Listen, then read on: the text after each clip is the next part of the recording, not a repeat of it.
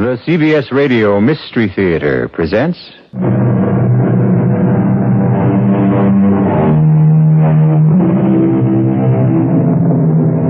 Come in. Welcome. I'm E.G. Marshall. Welcome to the terrifying world of the imagination. My tale is about greed, the lust for gold. It has been said about the hunger for money that it is an overwhelming appetite that feeds on itself and can never be sated.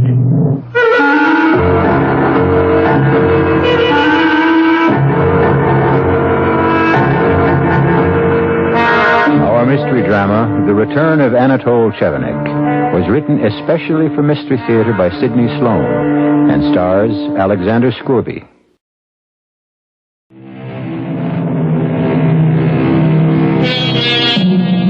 It was a cold, rainy evening in late fall that found Hans Chevenic pressing forward, leaning into the wind, down the dark side street in the poor section of the town where his uncle Anatole lived and ran his junk business.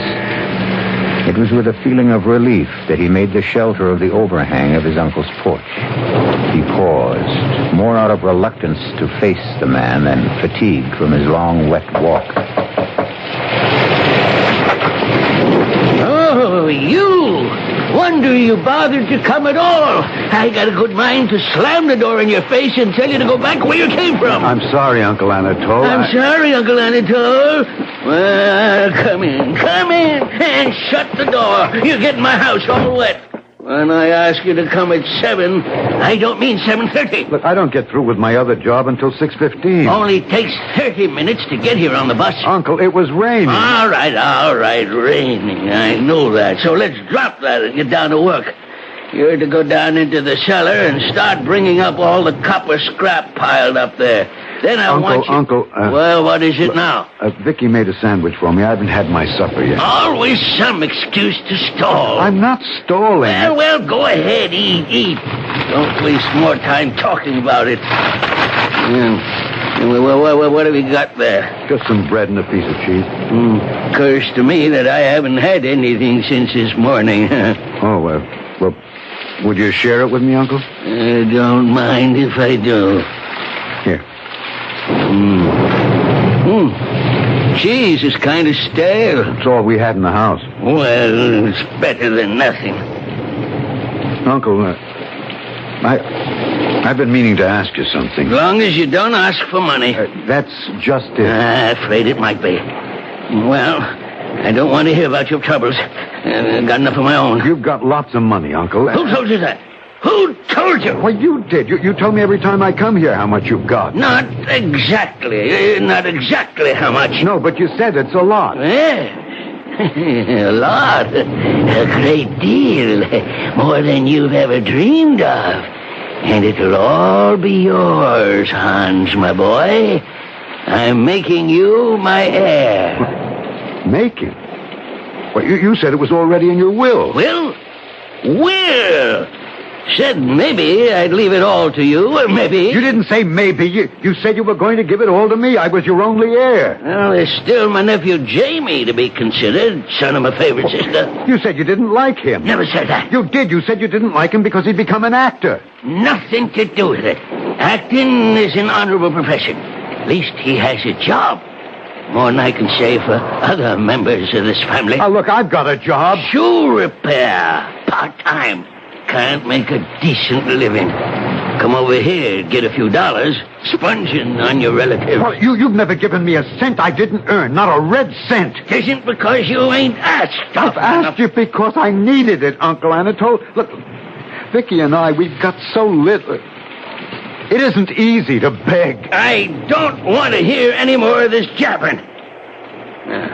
Now that you're finished with your supper, down to the cellar with you, and start bringing up that copper scrap. Get moving. Don't you look at me that way. I know what's on your mind.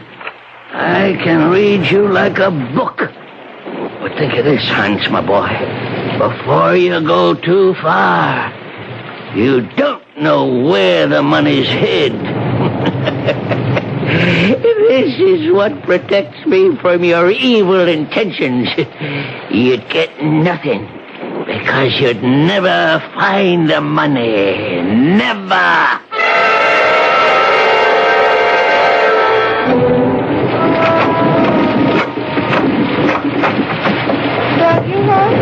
Yeah, Vicky. Sorry I woke you. Oh, well, I couldn't sleep anyway. I was worried about you. What time is it? Nearly 2 in the morning. I'm soaked. It's still raining. Oh, but take off your wet things, dear. Yeah. Uncle Anatole kept you late tonight. Worked me late, you mean? He's taking advantage of you, Hans. I know it. He knows it. Paying you so little and holding that inheritance in front of your nose like a carrot in front of a donkey so you'll go on working. That's what I'm turning into, a donkey, a beast of burden. Suppose he decides to give it to somebody else when he dies. He can't. What do you mean? He can give it to anyone he wants to. To your cousin Jamie? To anyone, to charity? He wouldn't give it to charity. He doesn't know the meaning of the word. As for cousin Jamie, I know something he doesn't know. Jamie is dead. Dead? Yes. When? How? About 6 months ago, he was killed in an automobile accident in San Francisco. I wrote and got all the details. Car caught fire after crashing. He was identified from papers in his wallet. And you're bound to get the money. When? Well, when he... Dies? Couldn't you persuade him to give you some of the money now? I suggested that tonight. He flew into a rage, accused me of planning his death. Oh, he didn't mean He that. meant it. He as much as said the only thing that was keeping me from killing him was the fact that I didn't know where the money was hidden. Oh, that's ridiculous. It's almost comical. The way I felt about it when he said it. I was hurt that he would even joke about anything so horrible. Oh, Hans, knowing you the way I do, knowing the kind of man you are, how kind you are, how gentle, the whole thing's utterly impossible. Is it? Hans. You know, coming back on the bus, I thought of what he'd said. You know, I thought of you trying to make a home for us out of the few dollars I earn. I was wet and tired and angry inside. I kept thinking he has so much and he locks it away, not even spending anything for his own comfort, keeping it from us who need it. What are you saying? I'm saying that in my mind, a small red dot began to form. It grew and grew, and then it turned into a word that I could read. Hans! That word was kill.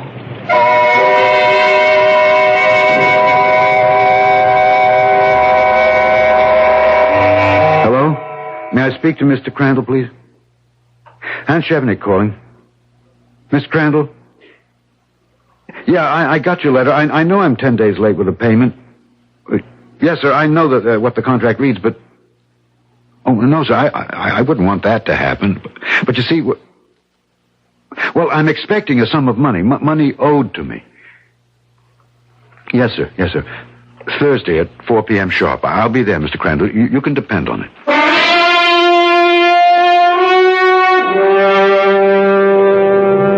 You'd like to see me dead and in my grave so you could have my money. No.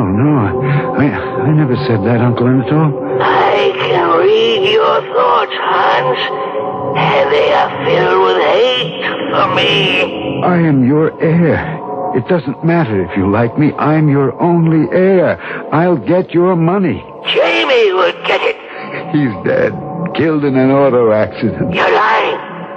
Lying to deceive me. But you'll never get the money. Oh, you miser. You've taken advantage of me. You've worked me hard. You've paid me so little it hardly mattered. Now I'm going to get what you owe me. Put down that gun.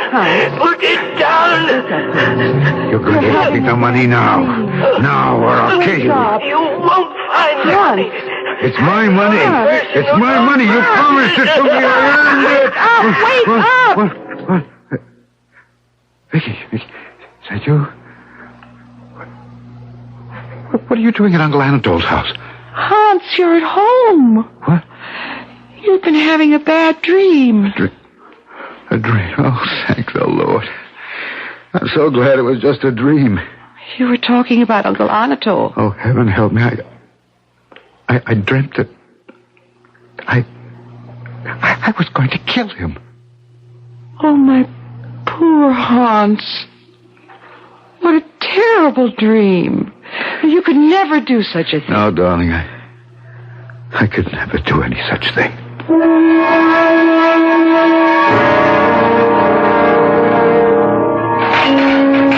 Hans! Yes, Uncle Anatole? Not finished yet? No? How long do you have to stall when I'm not watching Look, you? I wasn't stalling. Well, leave that iron scrap and come upstairs out the cellar. I got something for you to do here.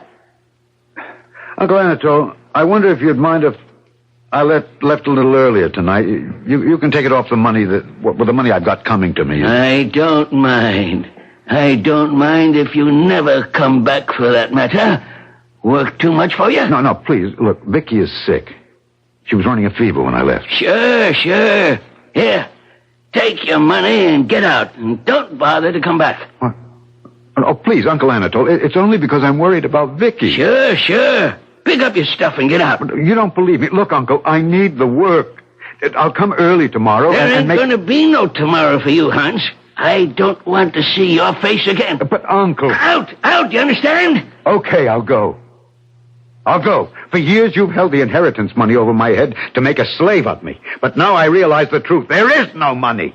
There never was. You've lied to me to get me to work for you. No money, eh? No money, you say? Well, now that I know your true feelings about me, I'm going to show you the money. What? I'm going to show you what you've lost with your suspicions, your nasty, evil suspicions. Follow me. You're not more than 10 feet away from your inheritance. What? That you will never get. Here, give me a hand with this big chest. Push it. Uncle... Just shut up. Give me a hand with this heavy old chest. Come on. I'm sorry that Just I keep your blew up mouth closed and help me push. Come on. All right. Push. There. That's enough. Now, scrape that dirt where the chest was standing. What? Go ahead. Wow. There's a trapdoor here. Yes, a trapdoor. Here's the key. Take it. Now open the trapdoor.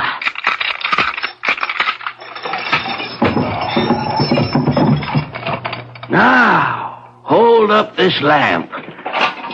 Oh, What do you see in that box? gold coins. All gold. That's right, my boy. All gold coins. A fortune. You didn't believe me, eh? Now you will never touch it. Never have even one small bit of it. What good is it to you? What can you do with it? Now that you've seen it, I'll enjoy it more. Help me push this chest back. Come on, I can't do it alone. No, I won't help you. No, Not until you give me what's coming to me. don't make me lose my temper. Do it yourself, you old miser. So, I'll make you work, you stupid oaf. Put down that cane. Your last chance. Do what I ask. I swear, if you strike me, I'll kill you. Threaten me, will you? I'll show you. Stop. Threaten me? You haven't got the nerve to do anything with your life. Get out of my house, you weakling. You coward. I've had enough from you. I'll kill you.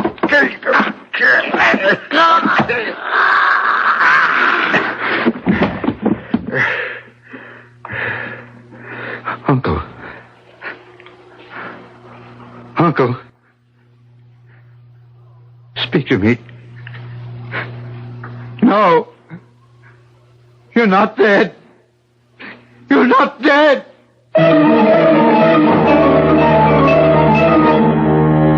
And so the timid rabbit discovers he has fangs and claws. In that moment of decisive action, there was one thing that did not occur to Hans Chevenic. How could he explain what he had done to his wife, who believed in him and trusted him? How could he tell her that he had killed? Oh, of course, his conscience troubled him. But deep in his heart was a feeling that he had grown. A secret feeling of elation. I'll be back shortly with Act 2.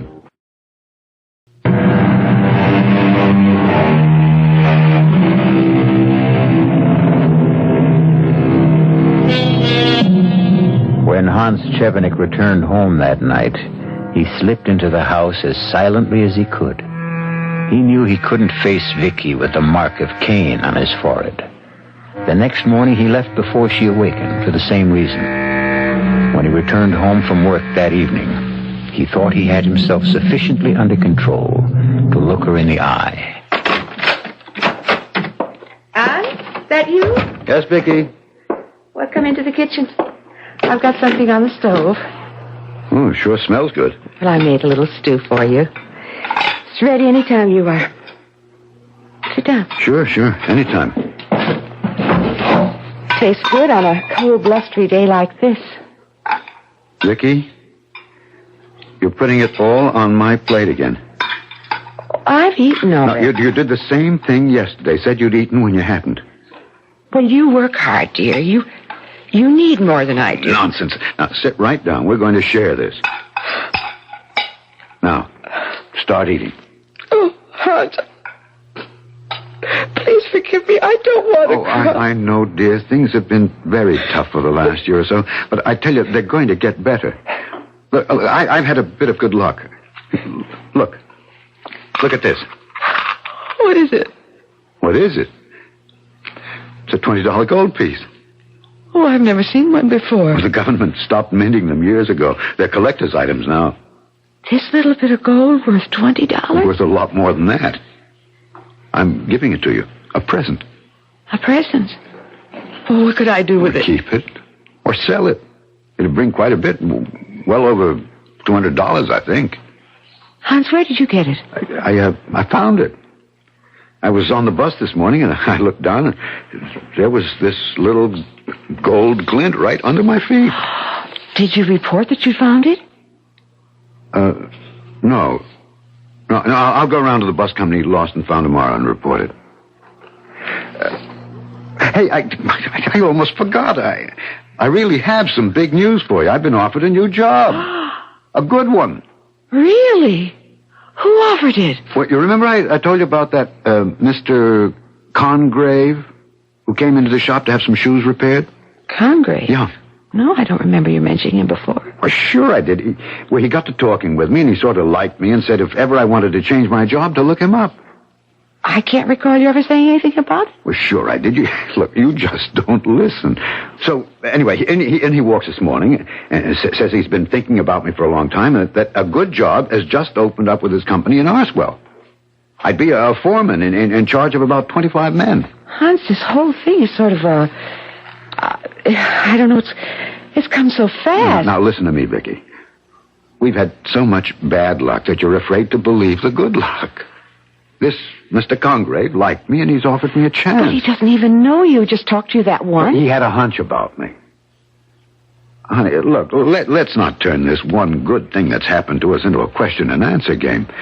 Now, there's only one thing about the job you might not like. I'm going to be away from you for a couple of months until the job is set. You understand? Well, if that's the way it is, that's the way it has to be. Oh, come on.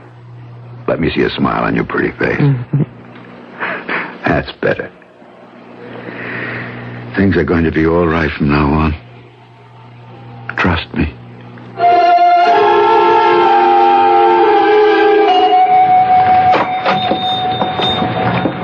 Yes, can I help you? Oh, are you Mr. Chevenic? Anatole Chevenic?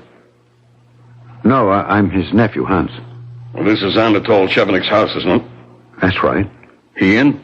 I have a registered letter for him. Has to be signed. No, he's not in. In fact, he's left. He's left the country. Oh. You know, I've been delivering mail to him for 3 years now, and I never saw him once. Talked to him through the door one time. It told me to push the mail under the door, but never opened it. Yes, he had some peculiar habits. Well, in my job, you get to see a lot of strangers. You said had? What?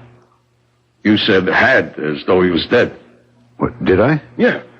Well, I didn't mean it that way. He's gone off to South Africa, Johannesburg. Spent most of his early life there, you know. He felt he was sort of, well, going home, so to speak. The letter. What, letter? Yeah, registered. Reason I came. Got to be signed for. Well, guess you could do it. Well, I don't like signing his name. Oh, just sign your own. It'll be all right. Right here. Okay. Thanks. Here you are. Have a good day. Thank you.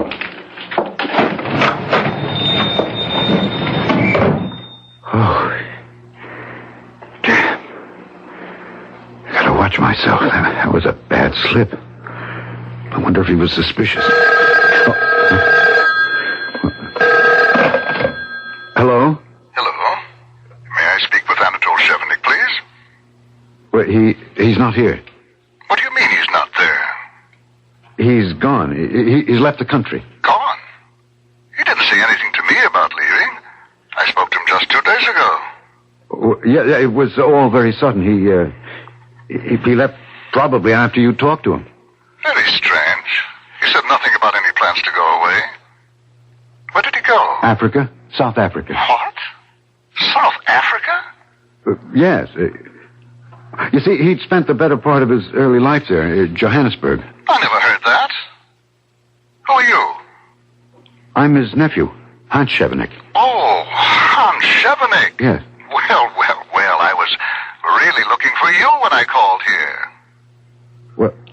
Looking for me? Who is this? Surely you can't have forgotten so soon.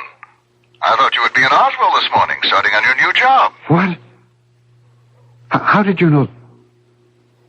Oh, you must have spoken with my wife. She expected me to be there. As a matter of fact, I would have been there if it hadn't been for the sudden departure. Of Uncle Anatole? Yes, it sort of changed my plans.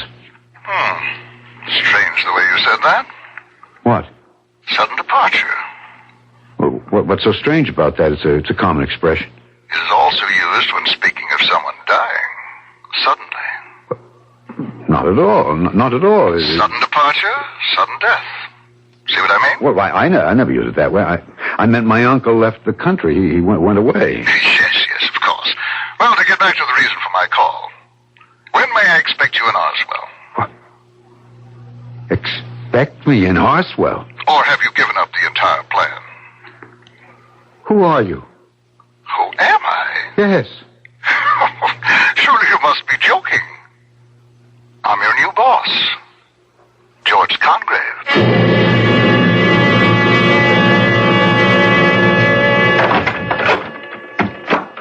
Hello? Who's there? It's me, dear, Hans. Oh, Hans! I wasn't expecting you when I heard the front door open. It's all right, Vicky.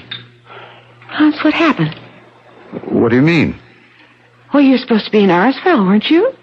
When you left the house Wednesday morning, you said you were catching the bus to Arsville to take the new job. Well, But you didn't go. No, I stopped off to tell Uncle Anatole that I wouldn't be back, that I was quitting my job with him. Oh, that was very foolish. There wasn't another bus till 2:00 in the afternoon.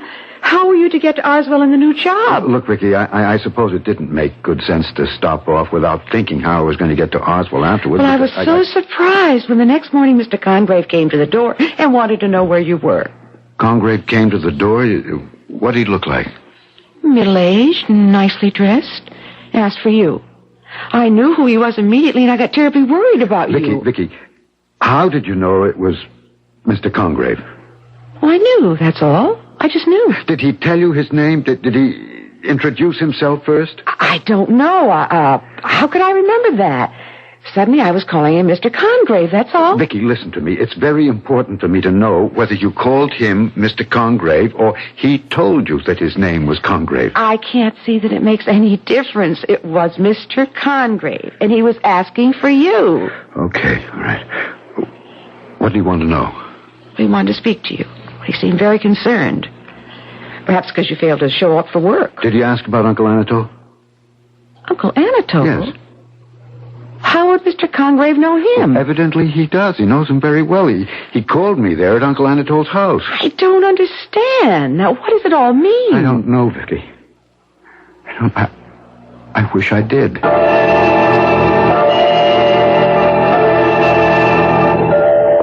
Is that the house? Yeah. Well, it isn't in very good repair, is it? Uncle Anatole never would spend a cent if he could help it. Here, up these stairs. Hans, shouldn't we knock? Well, there's nobody there. Uncle Anatole couldn't answer. He's gone away. The place is a mess, isn't it? Pretty bad. Wait till I put the light on.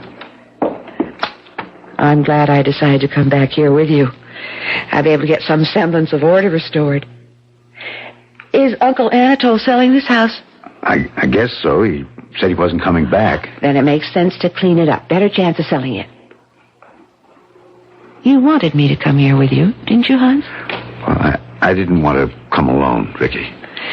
Now, just a broom and a bucket and water, and I'll start. Have any idea where he keeps the cleaning things? No, dear. You'll just have to search around till you find them. I'm going down cellar for a while. All right, Hans. Oh, Hans! What is it, Vicky? What have you done about Mr. Congrave? What do you mean? Well, what about the job? You were supposed to start 3 days ago. What will Mr. Congrave think? I don't care what he thinks. Now, look, please stop asking questions, Vicky. All you do is question me. But I don't understand what's going on, Hans. Neither do I. But there's something in this house. Still here. And it belongs to me. And I'm going to get it.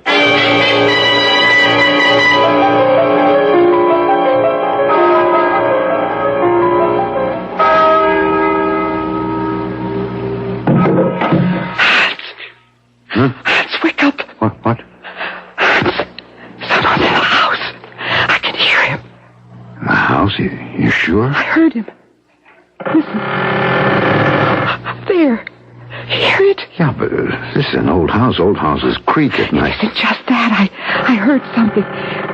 Someone bumped into something in the dark.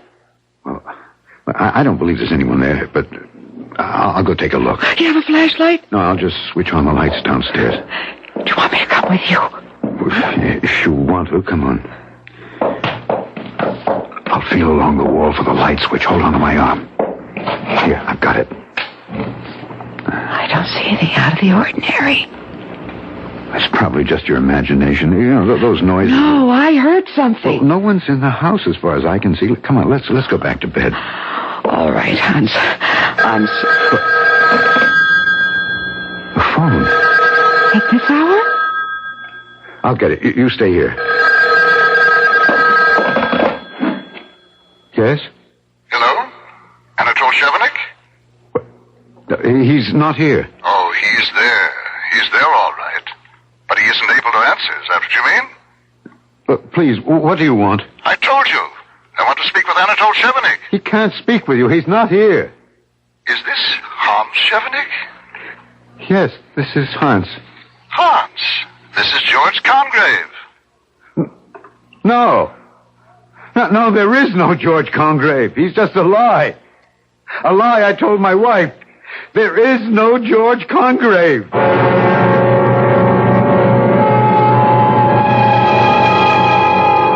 And so, in a lie told by Hans Chevenic, an imaginary man is conjured up to haunt him. To the tortured man, the unreal has more substance than the real. With the guilt of a murder on his conscience and his fear of the apparition that follows him relentlessly, can his mind stay in balance? I'll be back shortly with Act 3.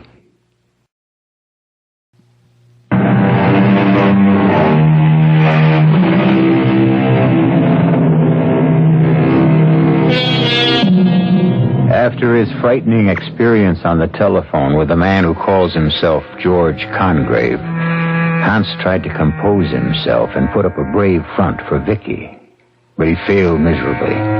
He felt an overwhelming urge to confess his crime, throw himself at her feet, and ask for the comfort of her forgiveness. But he was afraid that she would be so repelled by the horror of what he'd done that she would turn from him forever. He got out of bed and paced the floor. Hans, Huh? What, Vicky? don't you want to talk to me? No. Come here, Hans. Sit on the bed, please. Oh, Vicky, what's the point of talking? All that complicated story about the job in Arswell. Lies. And about Mr. Congrave. Lies. There's no such person. It's just a name that came to me. I used it, that's all. But I met him. Talked to him. You've talked to him on the There's telephone. no such person. It's a lie, I tell you. He doesn't exist. But he does. We both know he does. Vicky, please stop insisting on that, or my mind is spinning. Vicky, please. Oh, Hans. You've got something terrible on your conscience. First, there was that gold coin that you said you found on the bus. Now, you didn't find it, did you? No, that was a lie, too. Then I know it all now. It all fits together. I know what it is you've done. Oh, my God. You've stolen your uncle's money. What? Oh, stolen. Stolen, if that were all. No, Vicky, it's worse. Much worse. I've committed a murder. I killed him. I killed him.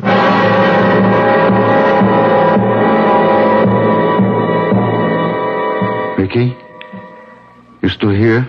Of course, darling. I must have fallen asleep. But what are you doing here? What? Look, I told you everything. And you're still here. I thought you'd... Run?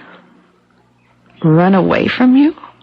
Vicky, I wanted to tell you sooner, but I was afraid I'd lose you. You don't have much faith in me, do you? I love you. And I would fight for you and stay with you no matter what you'd done. Even murder? You haven't committed a murder. Vicky, You just think you have. It's all confused in your mind. You remember your dream? You dreamt you killed your uncle. Yes, but It was Vicky... just a dream. You remember? You woke up and said, "Thank God it wasn't true." But, Vicky, it came true. That dream came true. I strangled him. Then I took his gold, and I put him in the hole and pushed the big chest back over the trap door. Hans, you were dreaming. No, I wish I were. No, I did it. Listen to me. Now, try to control your thoughts. Now, just say to yourself, it never happened. Oh, Vicky. It never happened. You just imagined it or dreamt It it. happened. I killed him. I pushed him into the trap in the cellar floor, and he's still there. He's still there. Hans, did you move the chest away by yourself when Uncle Anatole said he would show you the money? Oh, no, we both pushed. It was too heavy for me to do alone. Then I opened the trap with the key he gave me. And I saw the gold. I couldn't believe my eyes. And he laughed. He told me that was the last time I would ever see it, that he was cutting me out of his will. Then after all that, he commanded me to help him push the chest back over the trap. And then you struck him. No, he struck me with his cane because I refused. Look, here it is, this broken cane. He broke it on my back. Oh, there's dried blood on it. My blood. I begged him to stop, but he just kept hitting me as though he'd gone mad. Finally, I grabbed him. I thought to stop him. I didn't even realize what I was doing. I hated him. I loathed him. And I was strangling him. When I let go of him, he was dead. And then you took the money? Yeah, I hid it in another place. I'd better use for the trap. It was to be Uncle Anatole's grave. I pushed him in. I closed the trap door and pushed the big chest back over it. Hans, there's only one way to find out. You mean move the chest and look into the hole? No. It's the only way. No, I couldn't look at his face again. If he's not there, it means you never killed him. No, if he's not there, it means he's still alive, and that's more frightening than his being dead.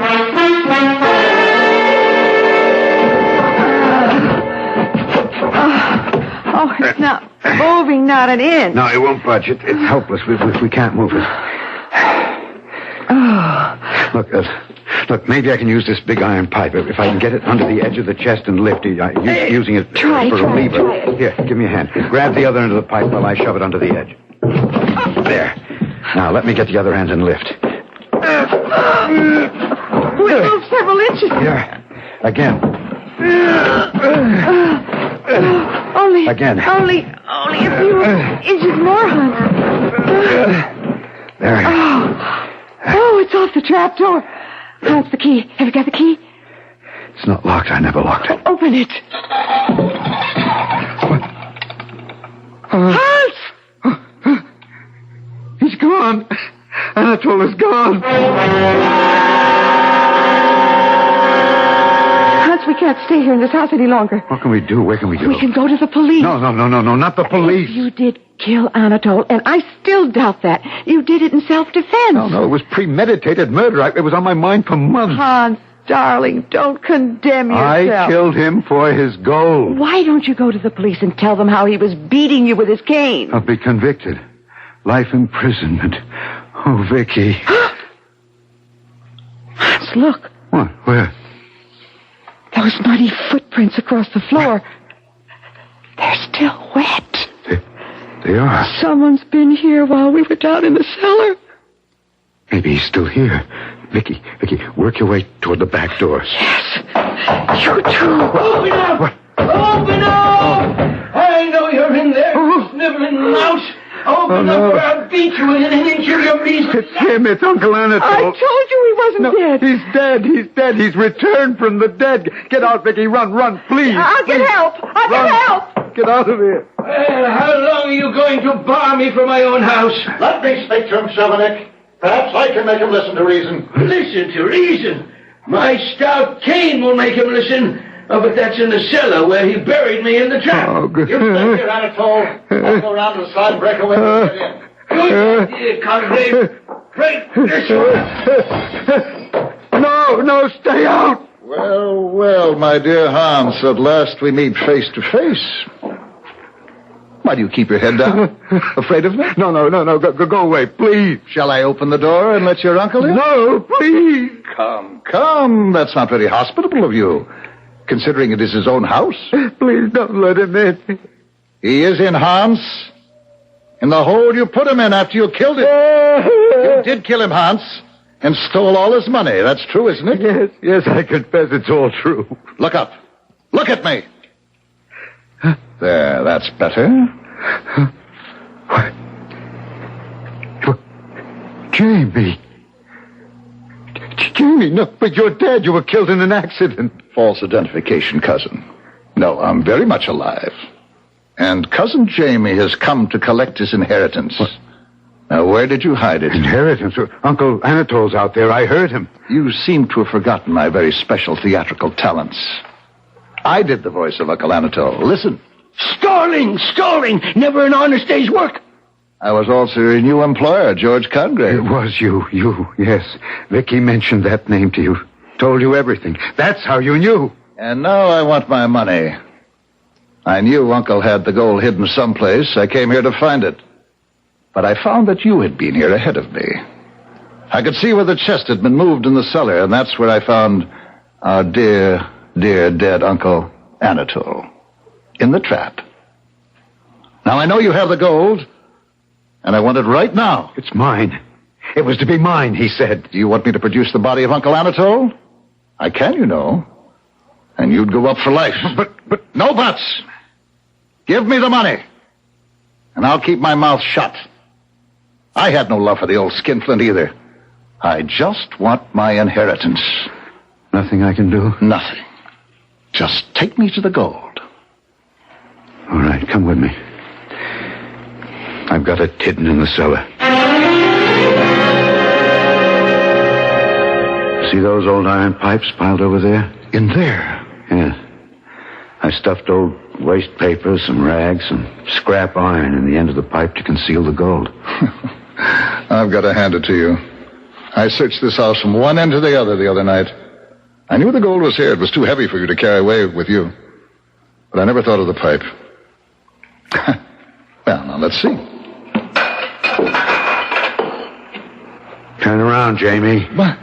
Hans, Put down that iron bar, Hans. Gold is mine. He promised it all to me. Look, I'll split it with you. Half for you. No!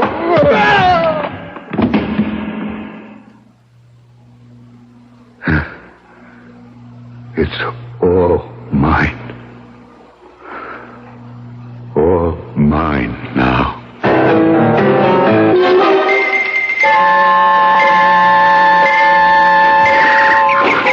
Nice day. I'm glad you could come. Oh, I never miss the second Thursday in each month, Doctor. I think he looks forward to it. Do you think he really knows? Well, sometimes I feel there is a glimmer, a slight glimmer. There he is. You got him working with the gardener. He seems to like flowers. Hans? I don't think he knows his name. Let him see you. Hans? I brought you something. A present. Something sweet. Oh, thank you. You are a nice lady. Here's a flower for you. Yellow. Like a piece of gold.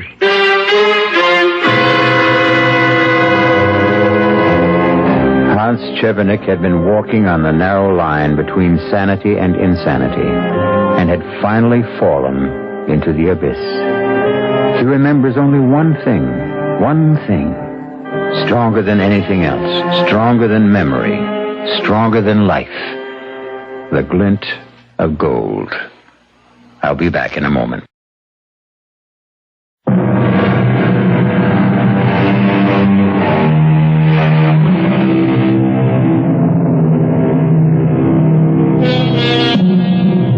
And there we have it, a tale of greed, which destroyed the lives of 4 people. Anatole Chevenic returned to haunt the waking and sleeping of his nephew Hans. And the gold, which he hoarded for so many years, brought happiness to no one. Our cast included Alexander Scourby, Anne Petoniak, Gil Mack, and Sid Sloan. The entire production was under the direction of Hyman Brown. This is E.G. Marshall inviting you to return to our Mystery Theater for another adventure in the macabre. Until next time, pleasant dreams.